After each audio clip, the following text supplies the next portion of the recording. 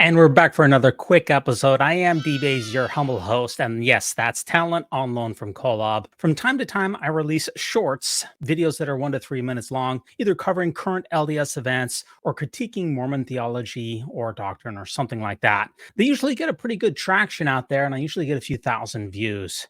Recently, I released a short that was entitled, "Why Did the LDS Church Just Spend $300 Million on a Farm in Queensland?" And I always get a lot of responses when I release these videos from true believing members, or TBM, true believing Mormons, who want to come out and talk about the church's commercial purchases. And it's very amusing the way that they try to spin the church's purchases here. So for those of you not in the know, when the church purchases these commercial farms and properties, they do not do so in order to grow food to give away to people who are hungry. These farms are used for commercial purposes to raise money. What's something people don't know about the Mormon Church? They're now huge farmland owners in Australia, so what's the church up to in Queensland? It's snatching up farmland.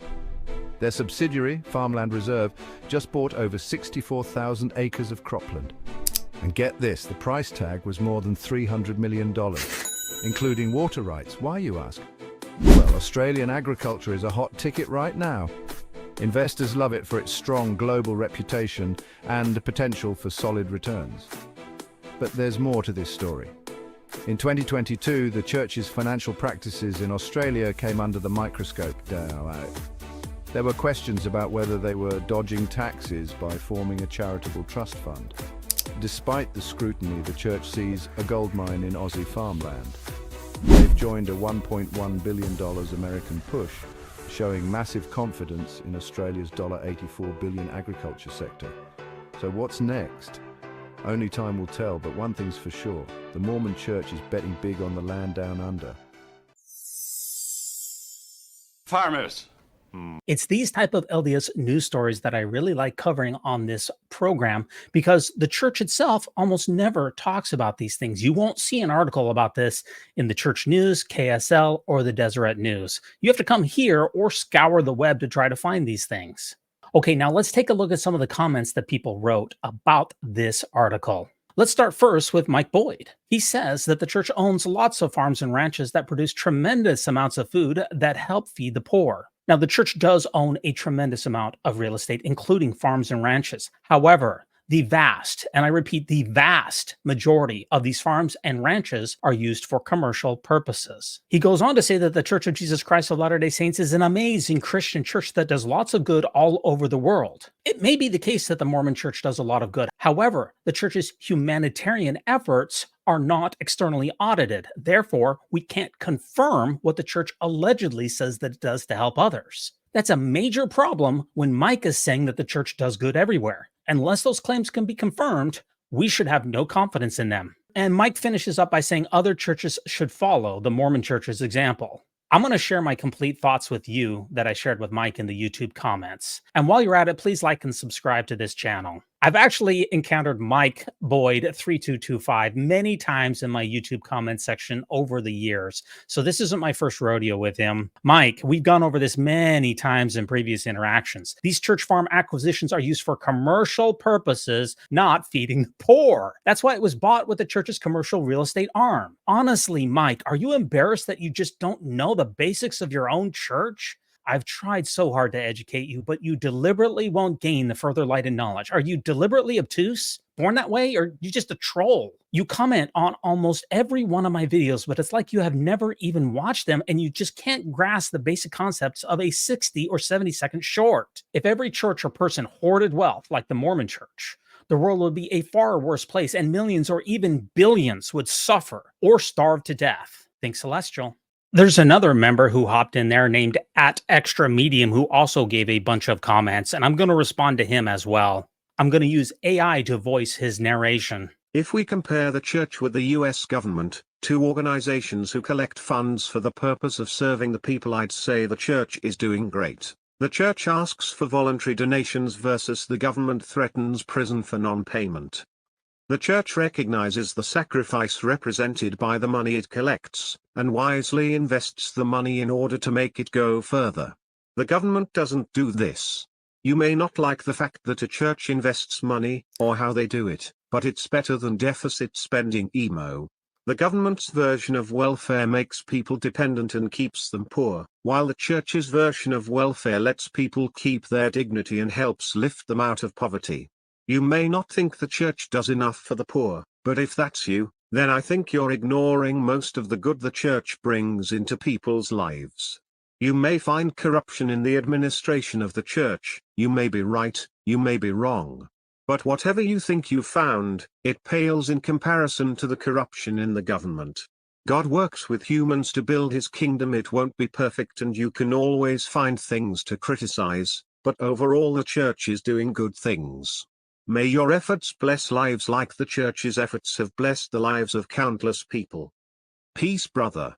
Okay, here's my thoughts back to him, and I'm going to have you follow along. Your tu quoque fallacy is irrelevant here. The government has never fraudulently and shamefully hoarded hundreds of billions of dollars under false pretenses. Nice try. And it doesn't matter what the government is doing to alleviate poverty in this particular conversation. Because unlike the Mormon Church, the government doesn't claim to be the sole arbiter of morality or Jesus's one true organization. This is an apples and oranges comparison. A better comparison would be to compare the Mormon Church versus other churches. And to my knowledge, no other church has been fined by the SEC for $5 million, and no other church has fraudulently hoarded hundreds of billions of dollars, and many other churches are externally audited, giving parishioners confidence that their donations are being used to alleviate human suffering. That transparency doesn't exist within the Mormon Church. Most other churches follow Jesus' injunction to care for the poor and don't sit on hundreds of billions of dollars in a celestial slush fund for Jesus' second coming. And this is really important here. The church threatens eternal damnation and hellfire if you don't feed the Ensign Peak scam.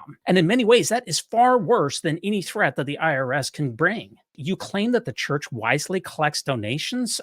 No, sir. It hoards the widow's mite. According to the best available sources, it did nothing of consequence with hundreds of billions of dollars for 22 years. Give me a break. We don't need to compare the church with the government. Again, that's a tu quoque fallacy. Instead, we need to compare it with a morality rooted in the well-being of humanity. And by that standard, the church has fallen woefully short. The church hasn't invested in people through Ensign Peak. It has hoarded wealth for itself. Yes, the church has blessed some lives, but that in no way justifies the Ensign Peak scam. Oh, and by the way, there's no evidence of any God doing anything, so your baseless assertions here are meaningless. Because the church isn't externally audited, we can't confirm whether it's doing good with its wealth right now or not. Again, you've made claims here without evidence. You want us to take everything on faith, but faith, my friend, is not a reliable pathway to truth. And P.S., shame on you for defending fraudulent, greedy hoarders. Have you no shame? And Extra Medium did respond back to me, and I'm going to play that for you right now. As for tu quoque, no. I'm not excusing any bad behavior. Of course you are. You're saying that because the government is corrupt, then it's okay that if the church is. You're literally comparing the two together and saying that the church is not as bad as the government. That's a tu quoque fallacy. It's whataboutism at its worst. You're absolutely excusing the church's bad behavior. You're saying, well, nobody's perfect, therefore we get to commit fraud. That's a bad argument. It's literally a logical fallacy.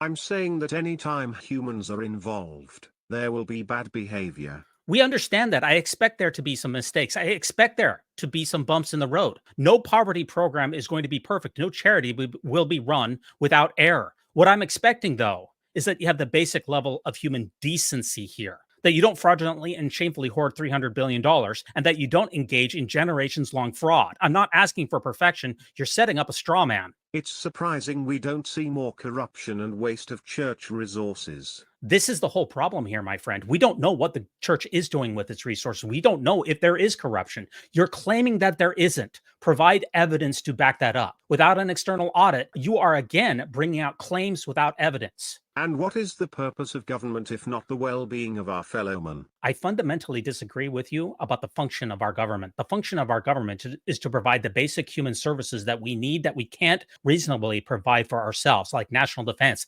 I can't protect our borders against the Iranian army. I need the government to do that. I need the government to provide regulations in order to make it so that I can buy meat without getting sick. I can't do that on my own. The purpose of government is to provide the services that we ourselves as a community or me, myself as a person cannot provide. It's absolutely appropriate to compare church-managed and secularly managed societies. It's much better to compare likes with likes. A government is not like a church. A church is like a church. Compare the Church of Jesus Christ with the community of Christ, and you will see a vast difference in the way that the allocation of resources are commenced. Number one, the community of Christ is externally audited. Number two, they give away almost all of their wealth year by year. They're almost insolvent. And why is that? It's because they give away their wealth for their mission initiatives. If you want to compare to another church, be my guest. Yeah, that's who we should be comparing to. And no other church that I'm aware of has been fined by the SEC $5 million. No other church that I'm aware of formed shell companies to defraud the government and its members. No other church that I'm aware of pressured mid-level managers to break the law. No other church that I'm aware of had hundreds of thousands of misstatements on federal forms for generations. That's the comparison here, pal. As for Fukuoka, no. I'm not excusing any bad behavior. Of course you are. You literally said that there's corruption in the government, and because it's human run, that the church also might have corruption because it's human run. That's literally whataboutism. That's what a tu quoque fallacy is all about. Well, there's a problem over here, therefore what I'm doing is not a big deal. No one is claiming the church manages money like other churches. Thank goodness that other churches and other nonprofits don't manage their money like the Mormon Church, or there would be an immense amount of suffering that would take place on this planet if they did. Thank goodness that other people place their own needs second to the needs of their fellow man, which the Mormon Church never does. The Mormon Church looks out for numero uno, which is why it has hoarded so much wealth for itself, not to help other people. Thank goodness that other churches are not managed like the Mormon Church. If people think another church is doing it better, they are 100% free to support that church. And that's why so many people have left the churches, because of attitudes like that. Well, if you like it better, go somewhere else. Hundreds of thousands or millions of people have. Why not just reform the church to bring it into best practices? But this individual, extra medium, he doesn't care. As long as the money's there for his church, everyone else, well, you're on your own. So much for being his brother's keeper. No one is forcing anyone to do anything here. There's a huge amount of coercion that comes with the solicitation of donations in the Church of Jesus Christ of Latter-day Saints. They literally say that if you don't pay tithing, that you will not be with your family in the next life. It is incredibly coercive. You can't be a full-fledged member of the church. You can't go to the temple. In fact, the church's teachings are that you will be burned with apocalyptic fire when Jesus comes again. If what? If you haven't given donations to the Church of Jesus Christ of Latter-day Saints. Yes, no one's holding a gun to someone's head, but there is a spiritual level of manipulation that is significant here. You say the church has fallen short of what? The church has fallen short of taking care of its fellow man. It has fallen short of being transparent. It's fallen short of being honest with its fellow man. It's fallen short of following federal laws. It's fallen short of saying that they were going to take donations in and use those to alleviate human suffering, when in reality, most of that money just went into illegal clandestine hedge fund. It's fallen short of every possible reasonable expectation of what should be done with a donation to an organization that claims to be Jesus's church. It's fallen short. You're of what a church should do. It's not about me. I'm not the one who perpetuated the scam. I'm not the one who formed the shell companies. This is about a reasonable expectation of what a church should do, not just my opinion. This is what a reasonable person expects that a church should do. And in fact, the IRS gives a tax-exempt status to Ensign Peak because Ensign Peak is auxiliary of the church. And that comes along with expectations that Ensign Peak will support the church in some demonstrable way. But the problem here is that Ensign Peak hasn't supported the church in any demonstrable way. All it has is bailed out a church's for-profit insurance company and built a mall. So it's not about my expectations, it's about the federal government's expectations. Who are you to tell anyone what to do? Let me give you a newsflash here, buddy. We're all evolved apes here. There's no divine command theory. And I think that the preponderance of the evidence here shows that what the Mormon Church has done with its wealth has been absolutely abysmal. I'm a person who paid over 6 figures into Ensign Peak Advisors. Okay, that's who I am. I'm not just some guy on the internet. This affected my life in deep and profound ways. How dare you tell me that I don't have a right to talk about these moral issues? This is a moral issue that affects every single person in the United States, both people who have paid in and people who have not, because the Mormon Church and Ensign Peak are still tax exempt. This affects absolutely everyone every single day. We have to pay more money for the services for the Mormon Church because they're tax exempt. Therefore, it's everyone's business, not just mine, not just yours, but every person out there who's listening to this video. You are again downplaying the good the church has done and exaggerating what you perceive to be the evil they have done. This is the entire problem, as I've mentioned earlier. because the church is so opaque with its finances, because it does not release what happens with your donations, we can't confirm what the church has done any good for anyone. Without an external audit, the church claims that it's donated 400,000 wheelchairs. How do we confirm that? The church claims that it's done $700,000 of what are called fast offerings. How can that possibly be confirmed? The church says that it has engaged in vaccines. How can that be confirmed? None of this is confirmable. I want to give the church due props for the good things that it does. And until such time as it is externally audited, it is impossible to do so. You don't need a church audit to see the good the church has done. Church internal auditing, my friend, is an absolute demonstrable sham. They've never found anything and never let the members know about nothing. And it says in the church's audits in general conference, don't say that the church is acting in accordance with federal law. All it says is that the church is doing with its money what it wants to do with its money. You have a fundamental misunderstanding of what a claim is versus what evidence is. The church has claimed a number of humanitarian projects, everything from building clean wells, everything from donating food to different organizations. You have to have an external, not church audit, my friend, an external audit that can confirm that the church's alleged donations, either in cash or in goods, actually took place. It's about developing confidence in the members. We need an external audit to confirm the good things that the church has done, period. I see it in the buildings and temples around me. People actually like going to those, believe it or not.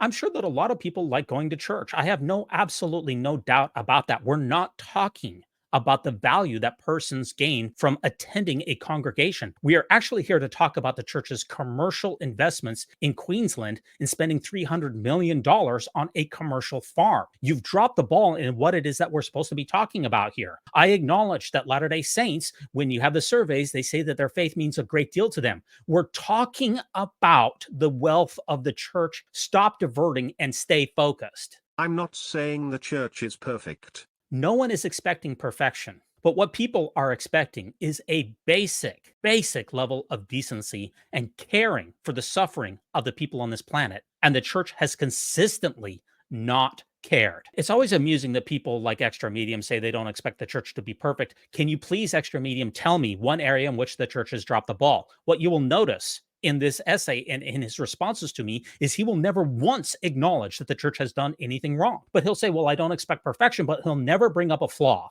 I expect the church leaders to be honest in their dealings. So when they tell me that my donation is not going to be used to build a mall, that my donation will therefore not be used to build a mall. Unfortunately, that's not the reality. Gordon Hinckley and many others said that the church would not spend one penny of tithing for the building of City Creek Mall, but it appears that they did. I'm expecting a basic level of transparency and honesty, and I'm also expecting a basic level of the church caring about its fellow man and spending a reasonable amount of money to alleviate the human suffering on this planet. Those are reasonable expectations. There are definitely tares among the wheat. I reject this entirely, buddy. There's no sheep and goats. There's no wheat and tares. What we all are here are evolved apes on this pale blue dot, hurtling through the Milky Way, which is then spinning around the center of our galaxy, which is then spinning around the center of another galaxy. You want to other people. You want to make your little private club your little thing and say, well, if you're not a part of it, then you don't get to talk about it.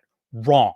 You're absolutely wrong. But I'll tell you one thing, Extra Medium. If there are wheat and tares, the tares are the people at the top who engineered a generational scam of hundreds of billions of dollars. Those are who the tares are, and yet they have not been held accountable to the smallest degree. All of those individuals should have had membership councils, and yet they haven't. I know you want to paint me as the tare, buddy. You're looking in the wrong place. But that's no reason to burn the whole wheat field because of a few tares. A few tares? We're talking about prophets, seers, and revelators here, man. We're talking about Gordon Hinckley. We're talking about Thomas Monson. We're talking about President Nelson. They were all complicit in the scam. This wasn't just a few bad members who stole a couple of bucks worth of tithing in some remote church location, and then they were held to account. We're talking about people who are supposed to be the mouthpieces of God, who deceived the government and deceived the members and ran an entire debacle of a sham in order to solicit additional donations. We're talking about people who are supposed to be the representatives of Jesus and perfection on this earth, who instead of helping others, fed an illegal clandestine hedge fund. A few tares? The root of the tree is rotten. They will be separated out in due time, by one who has authority to judge. Hint, it's not you. The senior leaders of the church need to be separated immediately. They are not fit to run the church. They have no authority to be the arbiters of morality now that their teachings have been tainted by this incredible scam. Everyone has the ability to judge other person's actions. We don't have to wait for a celestial dictator. I can determine whether somebody's actions fall short of their lofty ideals. It's pretty simple that the church has dropped the ball here in profound ways. Extra medium, there are no judges in Israel. I am a judge of you, and you are a judge of me. You say the church doesn't invest, but instead hoards money. You then complain that they buy farmland, which is investing. Pick one. You don't get both. What are you talking? I never said that the church doesn't invest money. That's one thing that they do consistently. Instead of lifting up the hands that hang down, instead of strengthening the feeble knees, instead of visiting the sick and the afflicted, and instead of helping their fellow humans on this planet, they've done nothing but run an illegal clandestine hedge fund for generations. What do you mean? Church doesn't invest. That's all it does. For every $1 of alleged humanitarian donations, the church invests $100 to $122 in investments. The priorities here are incredibly askew. And notice that he finally acknowledges that the farmland is an investment. That's exactly what it is. It's not a farm that is going to be used to help other people, which would be a liability. It's an investment for commercial purposes. So don't pretend that this farm later on in the comments or at any time is being used in some kind of a humanitarian fashion, because it's being used to grow the church's bottom line, which is what the church constantly does in everything that it does. You keep mentioning Ensign Peak.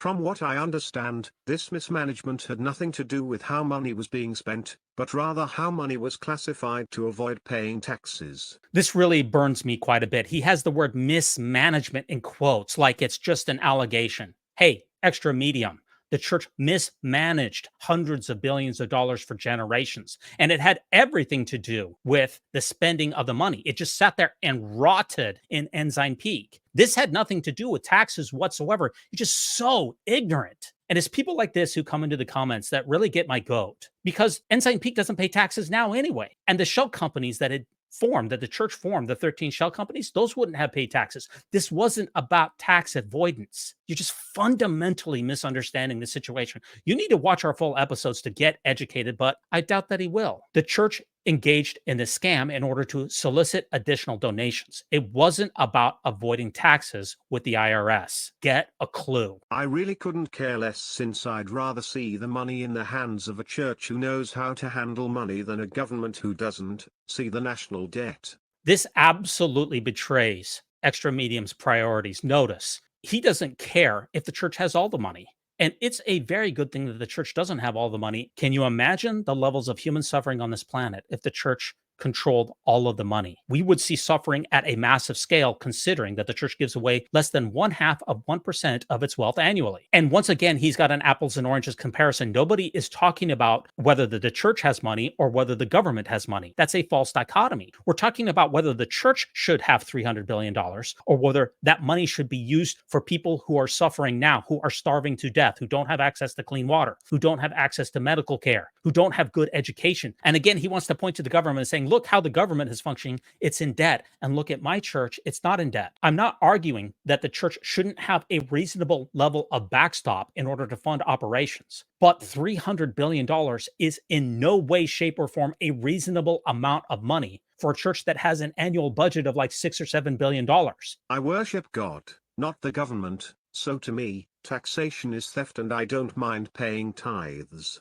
I guess if you worship the government, you don't mind paying taxes, and tithing is theft. Notice that extra medium here. He won't give the government any of its due. He just wants the military to protect him. He wants his police department to protect him. He wants his fire department to protect him, but he doesn't want to pay any money for those services. He wants his children to be educated in the public schools, but he doesn't want any property taxes because that's theft. And he sets up yet another false dichotomy of saying, well, either you worship the government or you worship God. How about this? I don't worship the government, but I think that the government should be funded to provide essential services for me that I need and can't provide for myself. And one last thing, tithing is not theft unless it's solicited under false pretenses, namely that the church for generations promised that if you pay tithing, that it would be used to alleviate human suffering, when it turns out that it was mostly just used for an investment fund. Tithing is theft when senior church leaders obfuscate the church's wealth in order to solicit donations from naive members,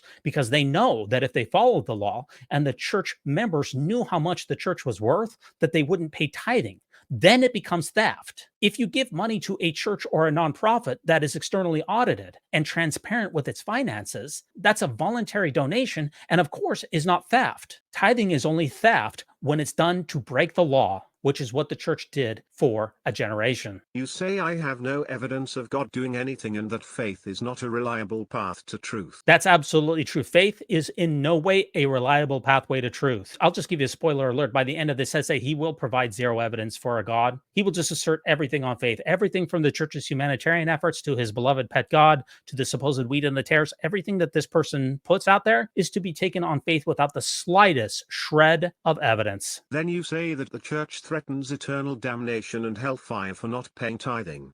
Again, pick one. You can't have both. Just because we don't have good evidence for a hell does not make it moral to threaten people to go to hell if they don't feed your illegal clandestine hedge fund. Give me a break. You know, I don't have a torture dungeon in my basement, but that wouldn't make it moral for me to go to the elementary school and tell little kids that if they didn't give me their candy, that I would torture them there forever. You see how this works? If you don't have faith in God, then the threat of eternal damnation is hardly a motivation. Well, it's not a motivation for me currently, but it is a motivation for a lot of people out there. The church sends out tens of thousands of missionaries who contact millions or even tens of millions of people per year. And the church tells those missionaries to tell people that if they don't convert to the church and they don't pay tithing into the Ensign Peak scam, that they will not go to heaven. That is manipulative, that is coercive, that is destructive. And luckily for us, there's no good reason to believe that it's true. And best of all, you provided no evidence that it's true either.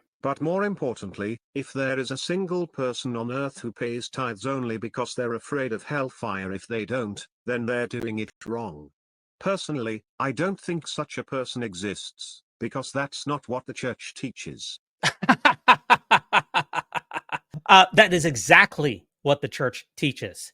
If you don't pay tithing, you will be burned by fire when Jesus comes again, and you will not live with God in eternity. That's you don't even know the teachings of your own church. That's why these discussions with these people on YouTube are a complete waste of time. They don't even know their own faith.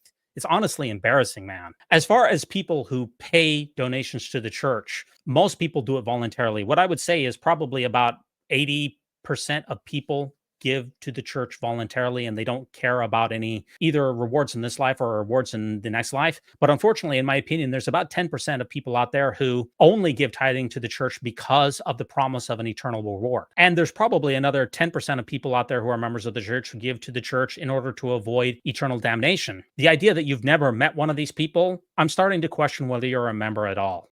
Finally, if you don't believe any of my faith-based claims, then why do you care about any of this?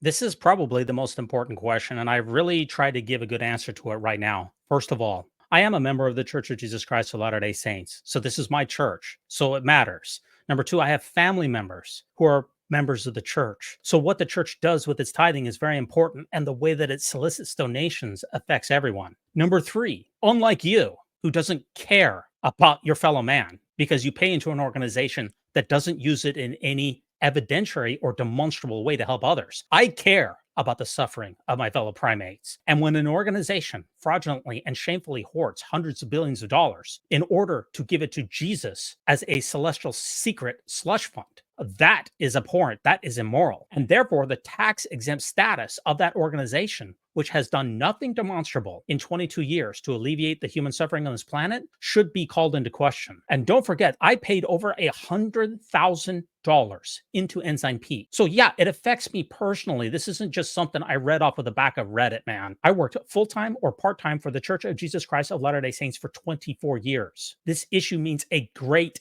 deal to all of us, and it should to every single last person. People who care about their fellow man, people who are their brother's keeper, wonder and rightly question whether this level of wealth should be hoarded away from the humans that need it most. While you were watching this YouTube video, 1,000 people on this planet starved to death. The money that's in Ensign Peak could have helped them. Instead, it's rotting in the stock market and other church commercial ventures. In order to do what? In order to prop up the church itself, not to help others. That's immoral. That's wrong. And if you defend it, then shame on you. You're mad that some small percentage of people on earth willingly believe that one small church, of many, is led by a God in whom they willingly believe. The great thing about the United States of America is people can believe in anything that they want, and they can give donations to any organization that they want. The question is what is the responsibility for a church to use its wealth to alleviate the human suffering on this planet? I argue that that is an extremely important thing